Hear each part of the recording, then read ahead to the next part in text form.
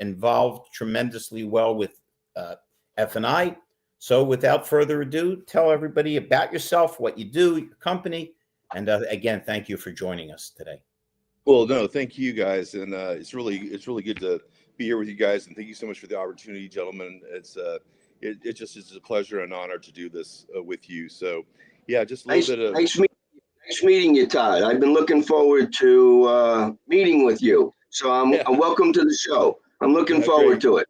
Thanks, Gary. We always find it safer when somebody says it's a pleasure and an honor before we do the show, because after they may have a different opinion. So we're well in that direction. That's great. I love that. No, truly it is, no matter how this turns out. So, no, I just thank you. I mean, I know Mike for a while now, and you, Larry, through different people. So, yeah, it's truly an honor. So I appreciate it so much. Yeah, so a little bit about myself. I've been in the business for just a very short time, about 36 years. And, I've worked my way from the dealership, from being in the dealership to outside the dealership. I've been selling products and services to dealerships for over 30 years and built some really good, strong relationships throughout the country with our clients. And so even from being a direct employee of a third-party administrator and to being, an agent, and then back to being an agent later on, it's really good to know that you can build relationships with great guys in the car business and ladies and build those strong relationships, and it just pays off, so it's a win-win-win for everybody. So a little bit is I did start out selling cars in Columbus, Ohio, Dublin, and I worked at an Oldsmobile GMC truck store, and then I went into outside sales working for a company called LML Technologies Leaselink Software, and then we were purchased by DealerTrack, and then shortly after that I became an agent, and then I also worked for the third-party administrator Dealership for Life, doing loyalty and retention programs throughout the country, and then also went to work for PDS and worked my way up in management into the top levels there, and then became an agent again. And it just was kind of cool how the whole thing worked out. I was supporting one of our PDS agents for the last 5 years, and he's a good old country boy from Missouri. And I was like, I think I want to make a change. And so he calls me out of the blue and goes, "Hey, my son and I are praying about this, and we're looking for somebody who's like-minded, who loves Jesus and can help us grow our business. And we think that's you." And I said, "Man, I think it's me too, because just last week in my quiet time, the Lord was impressing on me that I needed to make a change and do something different and become an agent so that he could bless me when he wants to bless us." And so the rest is history. And I started doing that in June. So it's. Gentlemen, I thought you had some strong references, but this guy's got God on his side. I'm nodding to that. So Todd, I'm 36. So I say I'm 40 years in the industry. Yeah. So 36, you've seen it all. You've seen it all. So you worked with what was it? The guys in Ohio, PDS. So okay, I interviewed with those guys, and they had a strong program. So I knew that program. So now is it? And I don't want to step over the line. I understand you may be marketing a little bit of United Car Care. Yeah, so Hamilton Companies is the agency that I work with and who I partnered with, and we have strategic partnership alliances. And Dirk, my partner, he had a couple already, but then when he brought me on, he said, "Hey, I want to expand our breadth here and our growth, basically our purview of what we have." And so I've done that. I've brought some pretty big players to the table, and one of those is United Car Care. So the nice thing by doing that is that we have the ability to go into a dealership more so than before and uncover opportunities or areas of opportunity for F&I income development. So there could be some hidden opportunities that dealers aren't even aware of. And we do that through the strategic partnership alliances. And the dealer can say, "Hey, I'm looking for this." And I can say, "Well, I do have something like that. If not, we can develop it for you." But the biggest way that we help them increase their profit is by driving customers to the dealership so they can capture them, and then they can drive them back into sales. And then, of course, they can do that all over again with repeat business. So truly what we do is through basically the scope of all of our companies, our biggest focus is getting the customers to be loyal, and therefore they will be retained by the dealership. So a lot of dealers are talking about retention, And yeah, United Car Care is one of those guys that we use, one of those partnerships that we use. But the nice thing is about with retention is that you also need to build loyalty. You can retain me for a short time, but if you don't have products, good F&I products, if you don't have a retention program that rewards your customers, and you don't have great customer service because the dealership does their part, then you're not going to actually make the customers loyal to you over time. And this really is a differentiator to the dealership in the marketplace. It sets them apart from everybody else.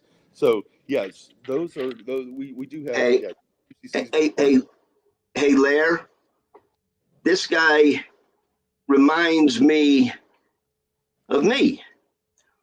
And he's a solution provider, and that he's in the dealerships every day. So Todd, I don't know how much you know, but Mike and Larry, I bring the F&I, and Mike is the AI and the marketing, and Larry is the recruiter and trainer.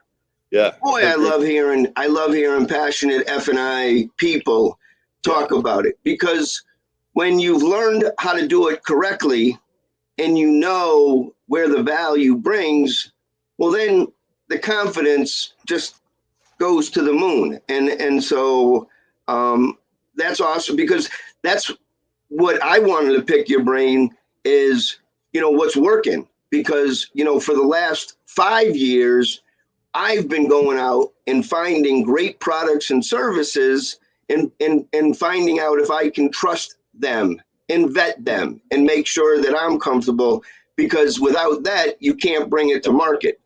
So what are you seeing as the low-hanging fruit that dealers will, at least, because they're afraid. They don't want to make a bad decision. They don't want to do anything dumb. They don't want to look bad. Where's the low-hanging fruit that you see is where they're starting to watch? Hey, before Todd answers, isn't it odd and sad at the same time that dealers constantly look outside the dealership for profit when all the profit's right in the dealership? It's in the CRM. Whether it's fixed operations, whether it's the right F&I products, whether it's orphan files, we're constantly looking in the wrong place when all the money's in the dealership. Go ahead, That's right. Yep. Go ahead. Yeah, but it's true, Larry. It's all right there. But the good news for us, being on the outside, being good partners, is that we have the ability to now help them, to serve them, and help them uncover those profits that are there. It's no different than if I have a repair at my house and I know that the parts are going to cost me $200, and it's going to cost maybe another $200 in labor. I mean, quite frankly, I'm better off. But by the time I buy the parts and do it myself, I might as well just hire it, right, and have it done for me. And it's the same thing with our dealers, our clients, is that, hey, we help them save money, but also increase their profits and help them uncover those opportunities that are being missed right now. And the biggest niche, to what Gary was saying, I think the biggest thing is, like you said, is trust. Dealers have to trust you. I mean, I'm sitting at a client right now that I got enrolled in a customer rewards loyalty program 13 years ago. And for all of their stores, for a large dealer group in Kentucky and Tennessee, over 12 stores. And it starts with trust, and it starts with our niche. My niche is being able to go into a dealership, say, hey, what are you doing to retain your customers? And then once I get in there, then I build the trust with the dealer. The dealer gets to know me. I get to know them more. And over time, now they're like, hey, Todd, what else do you have? Can you help me in these other areas? Can you help me in fixed ops? Can you help me bring in recruiting, or bring in more people? Can you help me with training plans? Can you help me with F&I plans? Can you help me in these other areas? And the answer is yes, we can, because we have lots of resources and we have lots of experience. We've been in the business for a long time, so hopefully we can do that, right? And so I think the proof in the pudding, the ROI, is in the ROI. When the dealer sees the return on investment after 5 years and 10 years, of being with them, and then of course the building that relationship and knowing that they can trust you with whatever.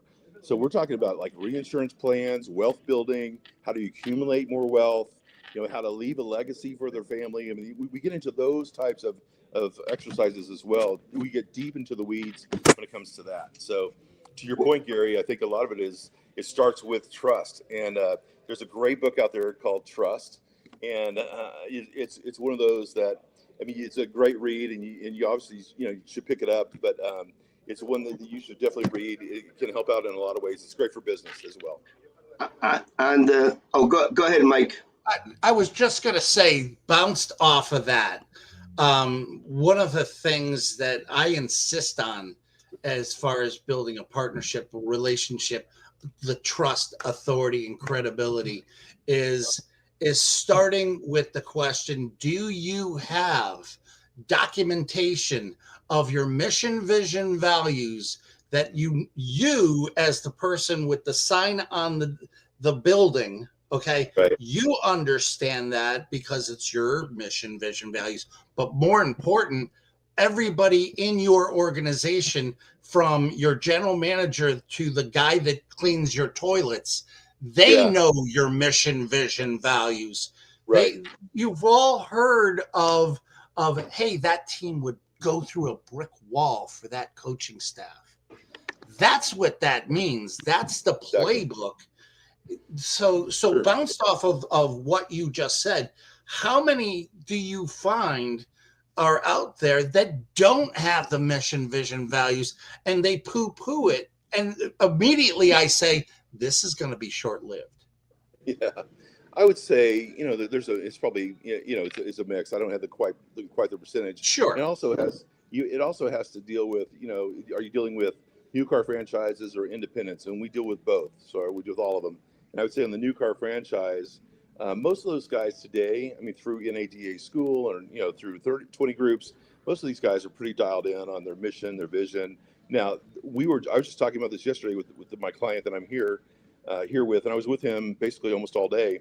And we had, some really great conversations. And one of those conversations was just that, is like how to get your people to implement, you cast your vision. Now, how do they carry it out? Here's your mission. How do they carry that out? So that's the biggest hurdle I see is them carrying out the mission, them, being held accountable for what they're supposed to be doing and getting the employees to do it. And it was mentioned on the call this morning that I think it was All Things Carbiz, one of those that said, sometimes you got to cut bait. Sometimes you got to, we let people stay a little bit too long, and that's certainly the case. I mean, you don't want to go down that road, but you want to give them every opportunity to improve as an employee. But sometimes if they're not willing to, then they've got to, you got to cut bait. So I would say that on the new car side, it's really, really dialed in, and there are some independent franchises as well that are just as dialed in. So it depends on the. I was on that call. They were talking about how CarMax let their CEO go. Correct. Yeah, like, that's a pretty big move. And I was going to add too earlier, Gary. The thing that I'm seeing is right now is, and I'm hearing this a lot, and this is over not just the last couple of months. I'm talking the last 2 years or so. I've heard dealers say, hey, we're not getting the level of service that we deserve from our current providers. And that's one thing that has really, helped us out a lot, is that we do what we say we're going to do. We say what we're going to do, and we do it, right? And so that helps that trust level go up. And by the way, that book that I was mentioning, Trust, it's by Dr. Henry Cloud, and it's Know When to Give It, Knowing When to Give It, Know When Not to Give Trust. So it's a great book. But anyway, I think dealers really want the service, and some companies have gotten away from that. They've gotten away from, they're great on signing a dealer up, saying, hey, thank you for your money every month. But then they never talk to him, never see him. Nothing ever happens after that. So I think that to your point, Todd, to your point on that is that COVID gave the field representatives the ability to hide, and they hid. And what that now today, it's back to, no, business can be done. We just need partners that we can rely on to help us execute what we're trying to get done.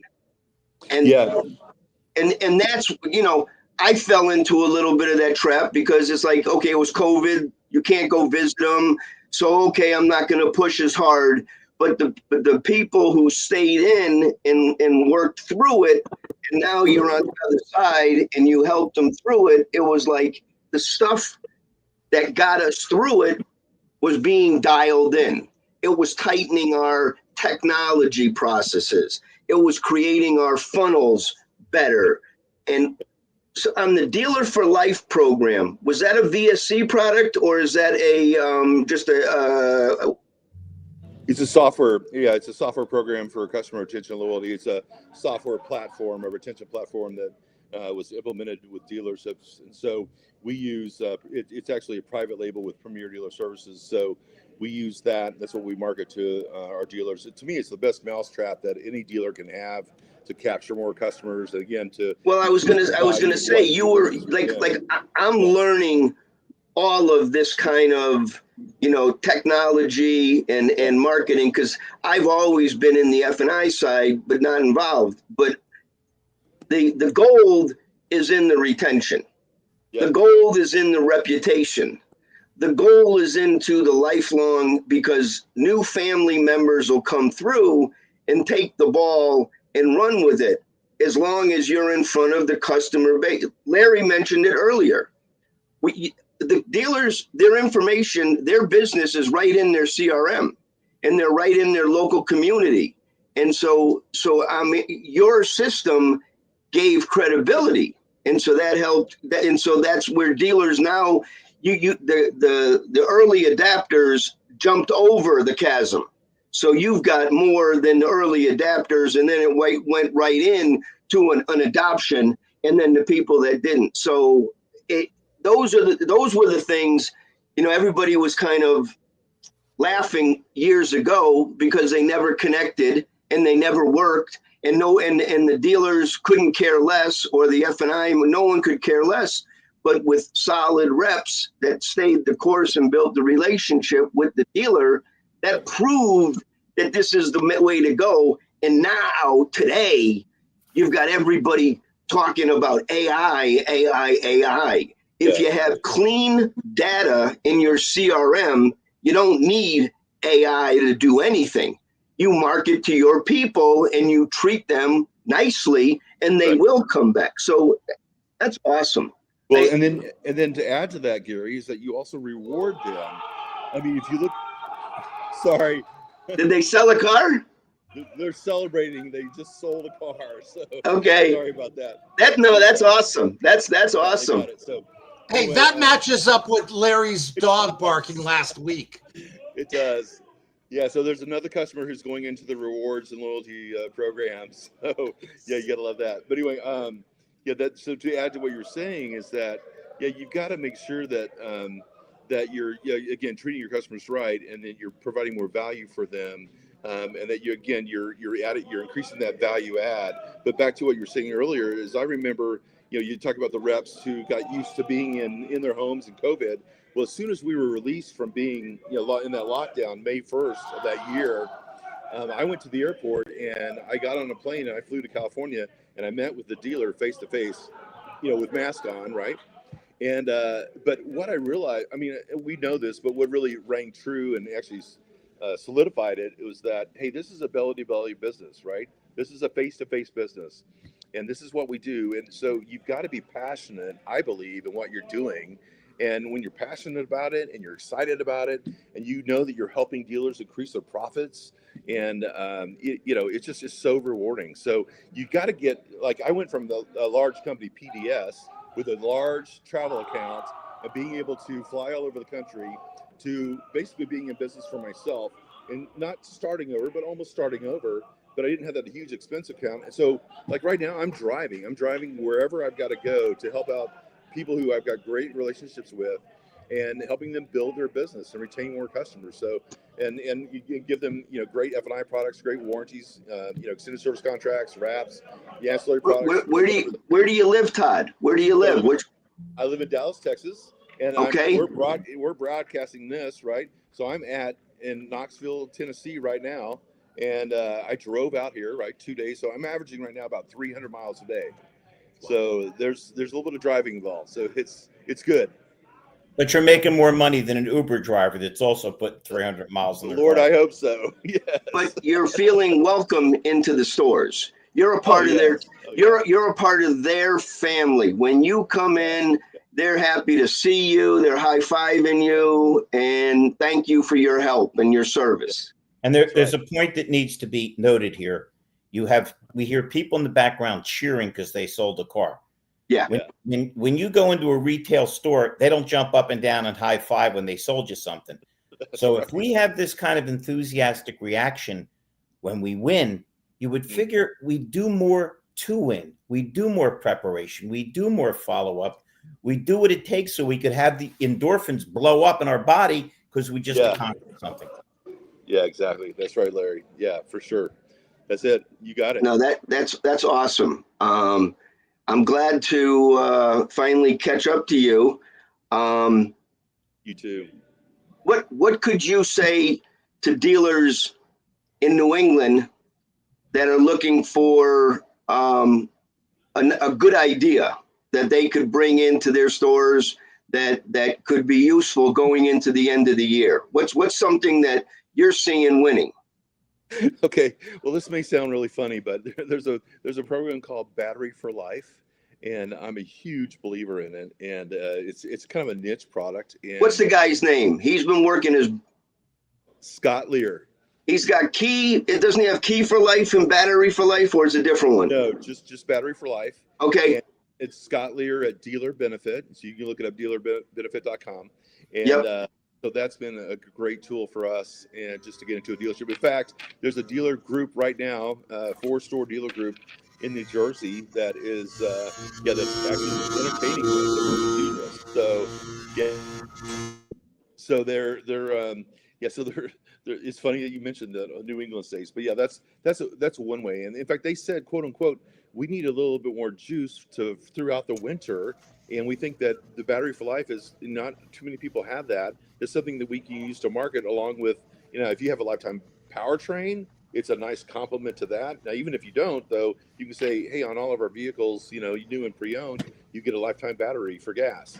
We also, for the cars that are 7 years under 75,000 miles for EVs and hybrids, you also get a Battery for Life. So their EV batteries are covered for life. Their hybrid batteries are covered for life. And, of course, their ICE vehicles as well. That's a nice preload. And that's a nice preload. It's a nice marketing. It's a value that consumers can see better. They know they know that they can get it in 3 years from AAA in their driveway. But why do I need AAA if I can have it through my dealer? Yeah, and I have a large dealer group that does about 50% penetration. So 50% of the customers are saying, hey, I don't need this. I can go down and get a battery myself and put it in, right? But the other half of the world, the other 50% are saying, I don't know how to do that. I don't have the time to do that. It's a value added. Thank you very much. It's a winner. It's another glue. It makes them sticky. And the increase in the PVR for those dealers is around $300 to $400 increase PVR on average. It's an easy upgrade. You've surfaced it where most F&I managers are afraid. It was surfaced on the conversation, doing the walkarounds, and then it's served up properly. So when you have a dialed-in dealership, the process just automatically gives good feelings through the F&I cycle, making the customer confident that their decision to say yes is great, especially when they pull into the service drive and it's followed up with, let me see, you have benefits, and that's today. It's the cycles. It's any way that the dealer can drive the cycles back and keep the good feelings going. Yeah. So, and I will add this too, Gary. I mean, I led off with Battery for Life, but I'll tell you this. Again, the customer retention and loyalty program, if a dealer doesn't have one of those, and I had a dealer say the other day, he goes, well, aren't those getting a little old? I go, well, is American Airlines canceling their rewards program? No. Is Marriott? No. I'm like, what they're doing is they're enhancing their programs. In fact, you've got credit card programs that are coming out with even more incentives to do it.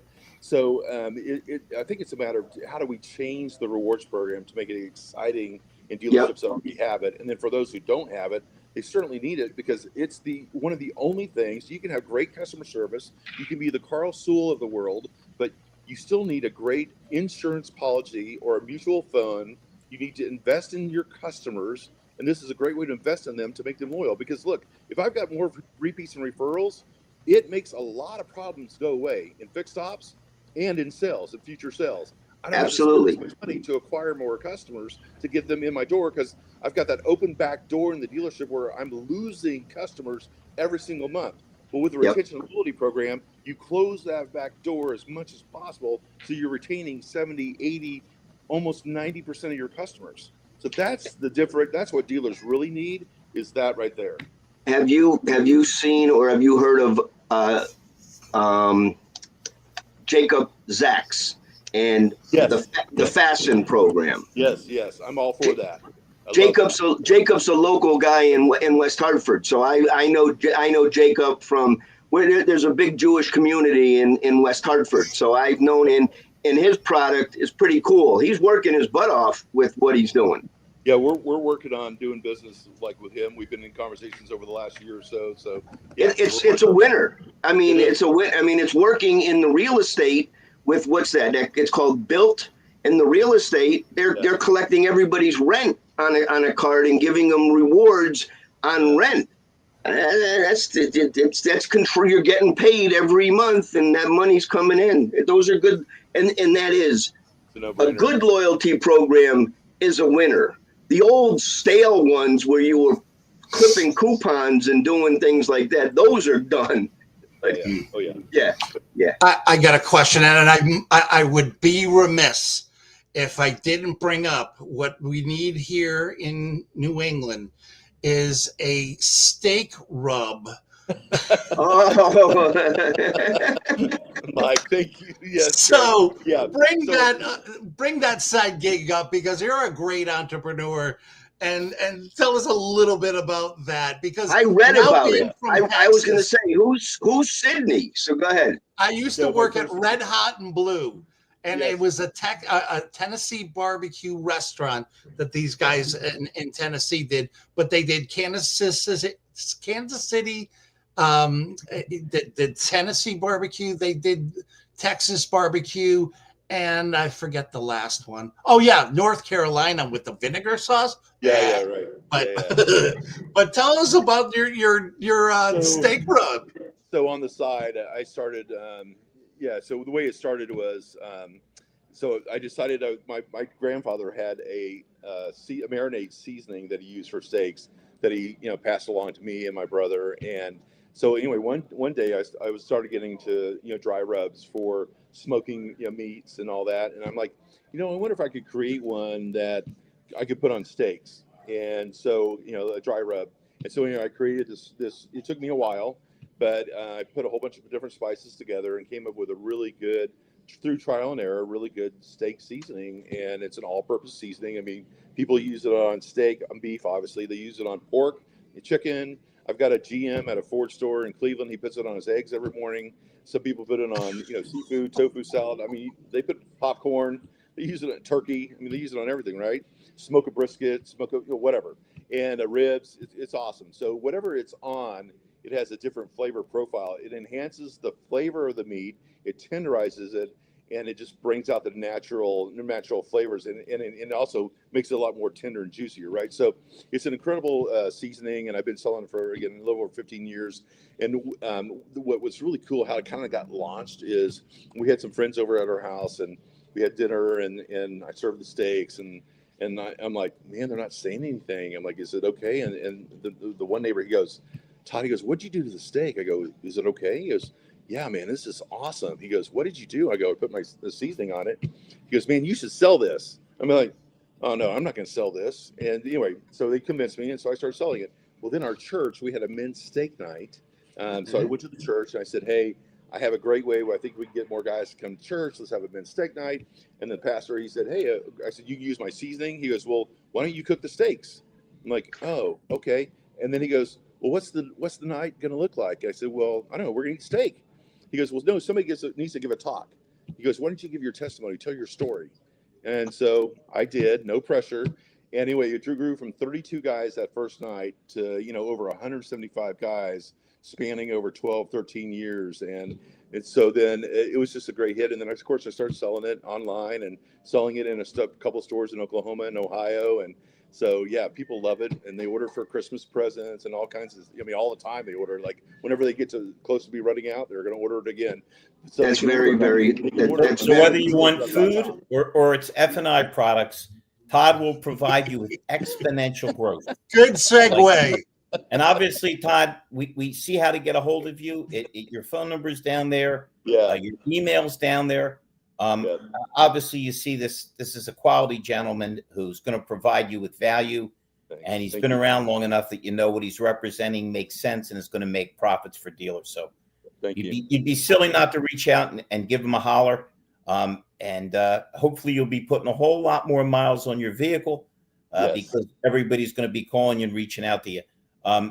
It was a pleasure having you. Gary, Mike, any last thoughts before we let this guy go back to steak rubbing and selling great F&I products? Well, what I look forward to is to continue growing our relationship. Todd sounds like a wonderful person. He's got lots of value to add. So I look forward to learning, and I definitely like to get my hands on some of that steak rub. I use a Lowry seasoned salt and think it's pretty good. So I can imagine what your stuff will do. Yeah. So most of those real quick, most of those on the market are mainly salt and pepper. Mine is a little bit of that, but a lot of spices that really, again, enhance the flavor of the meat. So I love it. There's a big difference. I love it. Thank you, guys. Larry, thank you so much. I'm so glad that, and Gary and Mike, that we could do this. And again, Our I do pleasure. appreciate it. So yeah, thanks. I'm glad we could connect all of us together. This is super. Hey, send us a picture of those guys in the showroom all for that sale. I'd love to see that. Yeah, I will. I'll do that. Okay, you got it. Safe travels. Have a great weekend. Hey, it's great to partner with you. Let's sell some rub. Yeah, exactly. Thanks. Everybody stay healthy. We'll see you Have a great next time. weekend, everybody. Enjoy. All right, blessings. Love Thank yous.